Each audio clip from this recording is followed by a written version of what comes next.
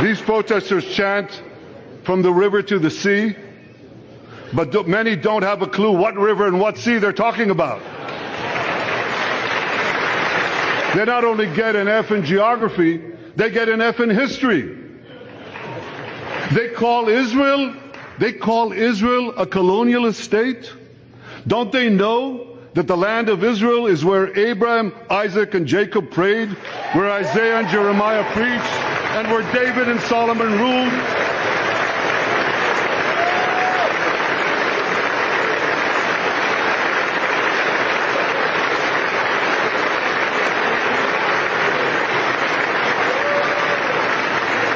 For nearly 4,000 years, the land of Israel has been the homeland of the Jewish people. It's always been our home. It will always be our home.